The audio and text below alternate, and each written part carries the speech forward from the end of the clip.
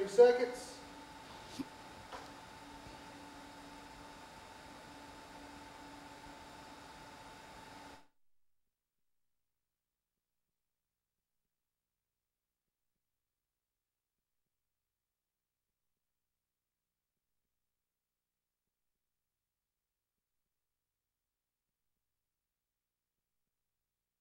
Thank you and welcome back to the second segment of the show for today.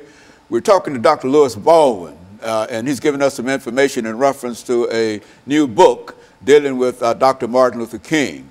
In an attempt, Dr. Baldwin, I think we've demonstrated this book on a number of occasions on this particular show, but in an attempt to sort of get into Dr. Martin Luther King behind the veil, behind the public veil. Let's start off where you wish to start. Yes, I've tried to look at the Martin Luther King Jr., the personal qualities of Dr. King that endeared him to common, ordinary people that he met daily.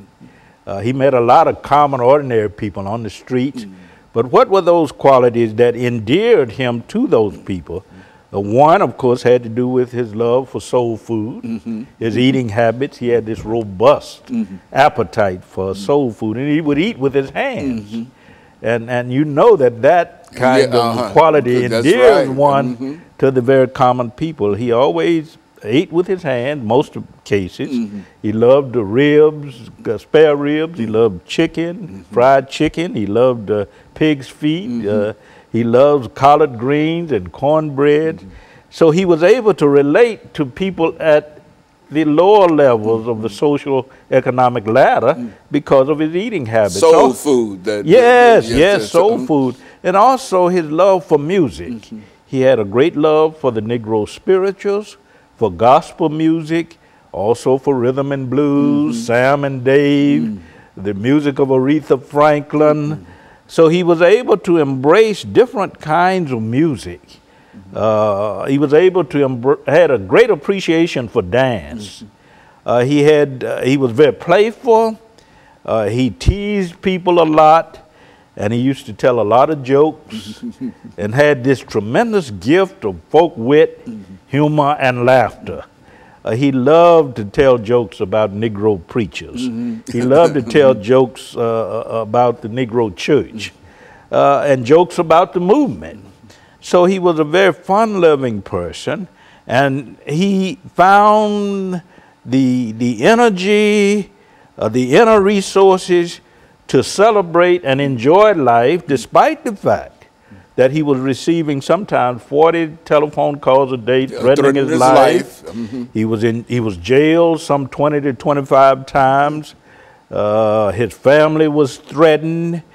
He was the victim of verbal abuse, racial epithets, but he still found time to enjoy life, to celebrate life through his eating habits, through his love for music and dance, through his tendencies to be playful, to tease people, and also through his gift of folk wit and humor and laughter. Dr. King, according to Ralph Abernathy, had he not succeeded as a civil rights leader, he would have succeeded as a stand-up comic. That's right. That's exactly it.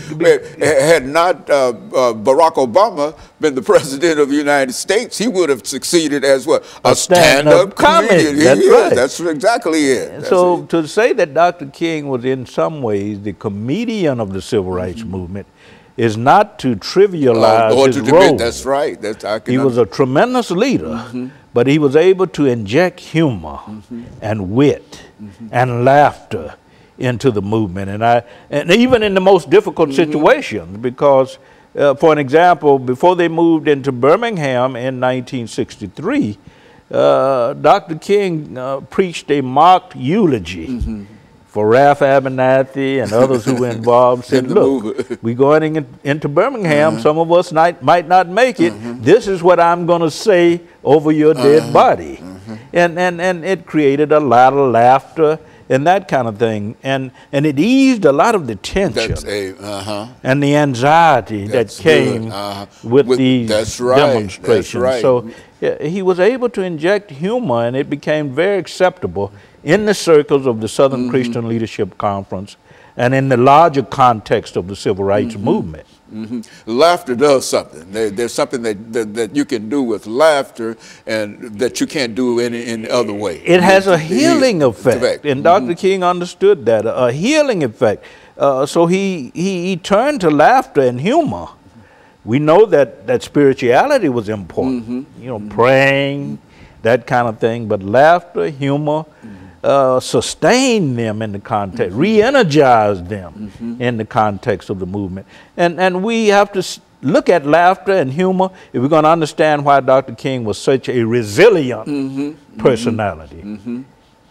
Yeah, he understood that. Yeah, he understood the importance of a good joke, a good statement that will bring about laughter at a special time, has a healing quality and characteristic. And in that sense, he was part of a culture, because as far back as the days of slavery, you find that African Americans were able to laugh at their condition.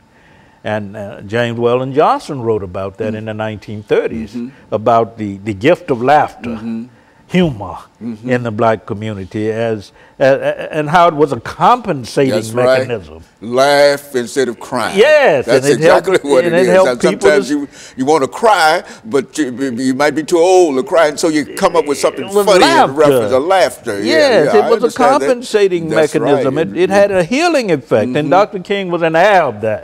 So he was able to bring humor and laughter into in the context of the movement. That's right. And that's a good quality to be able to understand. You see, a lot of folks might not understand that, but sometimes humor can break things. Exactly. You know, you're all tied up and whatever, and somebody drop a good line. And especially a person of some authority or whatever, he might drop a word on you or something. And what I've done in the book is to use Howard Kleinbell, who is one of the great psychologists of religion, and to use Lawrence Levine, who is a cultural historian. Kleinbell talks about the healing effects of laughter and humor. And Levine, of course, talks about laughter as a kind of compensating mechanism. So I've used these scholars to frame my thoughts about Dr. King and his use of humor